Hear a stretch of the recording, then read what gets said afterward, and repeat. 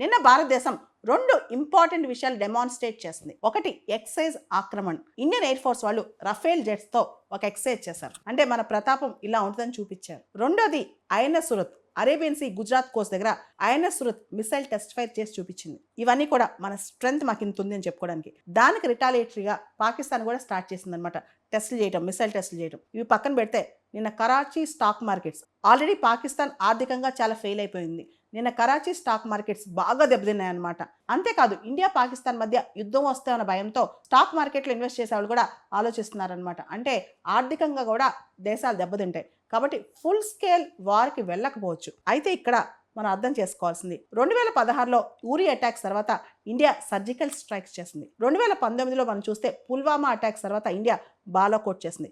ఖచ్చితంగా భారతదేశం ఈసారి కూడా ఈ పెహల్గామ్ అటాక్కి పాకిస్తాన్కి బుద్ధి చెప్పుద్ది, గుణపాఠం చెప్పుద్ది. ఖచ్చితంగా చెప్పుద్ది. ఈరోజు చెప్పుద్దా, రేపు చెప్పుద్దా, 10 రోజుల తర్వాత చెప్పుద్దా పక్కన పెట్టేస్తే ఇండియా చెప్పి తిరుద్ది. అది ఇండియాని ఎవ్వరూ ఆపలేరు అనమాట. కాబట్టి ఇవి సర్జికల్ స్ట్రైక్స్ అవ్వచ్చు, లేదా ఇంకొక విధంగా మొత్తం పాకిస్తాన్ ఇండియా పాకిస్తాన్ బార్డర్లో లైన్ ఆఫ్ కంట్రోల్ దగ్గర ఇన్స్టెబిలిటీ పెరిగే అవకాశం చాలా ఉంది. ఓవరాల్గా అక్కడ ఇన్స్టెబిలిటీ పెరిగే అవకాశం ఉంది. జమ్మూ కాశ్మీర్ టూరిజం మీద ఎఫెక్ట్ పడే అవకాశం ఉంది. అంతేకాకుండా సర్జికల్ స్ట్రైక్స్, లిమిటెడ్ స్ట్రైక్స్ జరిగే అవకాశం ఉంది. ఫుల్ ఫ్లెడ్జ్డ్ పూర్తి స్థాయి యుద్ధం వచ్చే అవకాశం అయితే లేదు.